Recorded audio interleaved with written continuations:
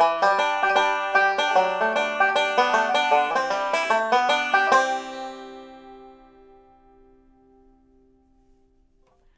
everybody, it's Bill Evans once again for Peghead Nation, and we've got a very exciting lesson in store for today. We're going to take pretty much everything that we've been discussing in the last few lessons, the chords and the roll patterns, and combine them to play Wagon Wheel. It's a big hit. All the kids are playing it, and I know you want to play it too. So let's review, first of all, the chords that we're going to be using for this song. Also, I wanted to say we're going to play this song using the bluegrass roll patterns that we've learned so far, the alternating thumb, the forward reverse, and the forward rolls. So the chords that we're going to need for Wagon Wheel are going to be a G chord, and remember, we can simply play a G chord without doing anything at all. It's a very zen moment, which is totally appropriate for the song. And then the second chord is going to be that D major. Sometimes the D major and the D7 are interchangeable, but not in this case. The sound of this song really requires the D major. And one thing that I would really like for you to do when you're fretting this D major is to use your little finger or your pinky finger on the first string. Sometimes it might feel pretty easy to use your ring finger, but later on we're going to need that ring finger to fret other strings. Not necessarily in this song, but in future lessons. So let's get used to putting that pinky finger on the first string. Then the third chord is our old buddy E minor. We're going to meet this chord again in songs like Foggy Mountain Breakdown and Blackberry Blossom. And then the fourth chord that we need for Wagon Wheel is going to be a C chord. Now, when we're learning a song like this, what we're learning first is called the chord progression. And the chord progression is simply what chords you need to play and how long they last. So the chord progression for Wagon Wheel, and again, we've already kind of gone over this in an earlier lesson, is G to D major, to E minor, to C, G, D major, and then C.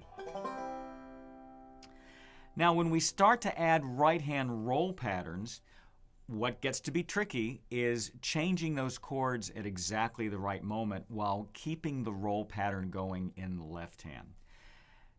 Let's try very, very slowly the alternating thumb roll to this progression. Remember the alternating thumb roll? It's going to be 3, 2, 5, 1, 4, 2, 5, 1.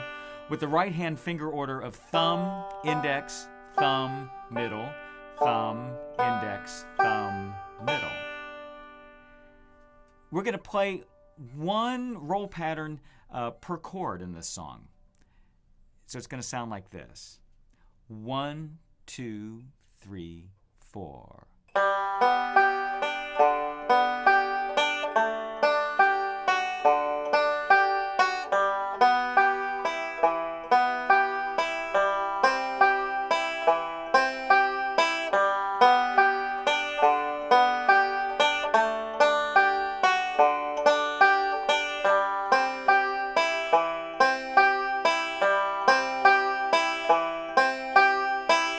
That's one cycle through the song, and actually it was one measure per chord except for the very end when we had 2 measures or 2 roll patterns for the C chord. Now, when you try this on your own, the real challenge will be to keep that flow of notes going as you change the chord. The tendency is to stop, fret the chord, and keep going again. That's okay to do at the very beginning, but eventually, in order to make it sound like music, and also in order to be able to play along with anybody else, you have to keep the flow going in the right hand while changing chords in the left hand. Once you've learned the chord positions well enough that you're not having to too actively think about it, I've got a suggestion for you that might help. It's helped a lot of the students that I've taught one-on-one. And that is, no matter what, just keep the right hand going.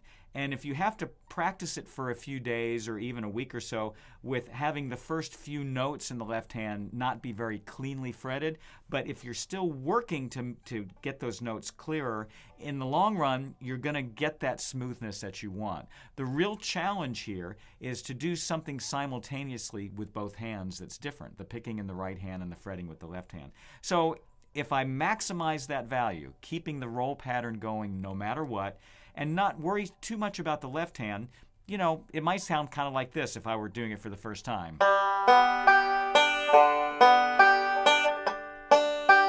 Get the idea? You just keep forming that chord. I think the transition from the G to this D is the hardest part.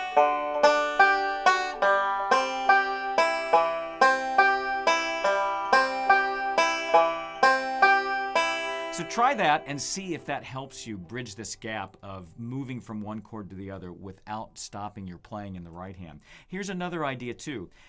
Sometimes you'll find that it's more convenient to lift off the chord maybe one note early in when you're picking, you know, in the right hand in order to form that chord earlier. So I might go right into that D chord, fretting all three fingers at once. That also will help your speed. But right here, I might lift off the D chord for the very last measure, and that gives me time to move to the E minor. Now this is going to be pretty easy change.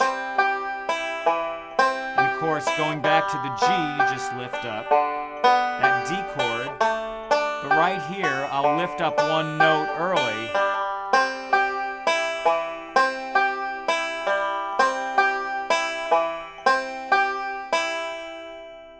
Now let's try this chord progression to Wagon Wheel once again, but with the forward reverse roll. Remember that one? That's going to be 3, 2, 1, 5, 1, 2, 3, 1. With the right order, a right hand order of thumb, index, middle, thumb, middle, index, thumb, middle. Both of these rolls work equally well for this song. Here's what it'll sound like with this new roll. 1, 2, 3, 4.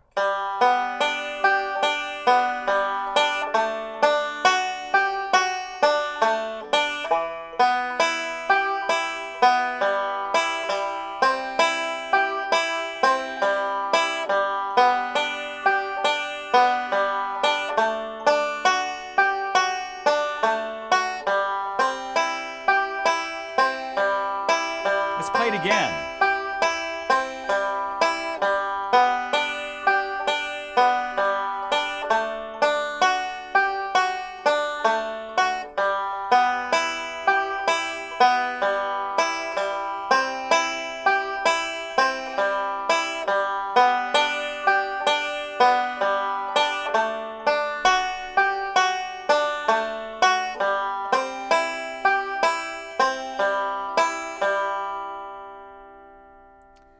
Now, if you want to really challenge yourself, and I would do this after you've spent some time practicing each of the rolls separately with the chord progression, is you could try one measure of an alternating thumb roll and then one measure of a forward reverse roll, mixing them, just alternating them one after the other. That's going to make the playing sound a little more interesting, a little more varied. Let's see if I can do this. I'm going to have to think hard here. It'll sound maybe something like this. 1, 2, starting with the alternating thumb first. 2, 3, 4.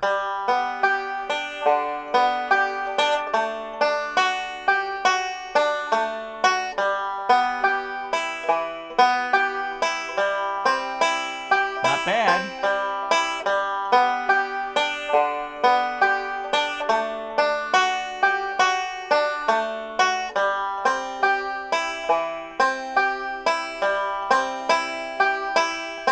Again.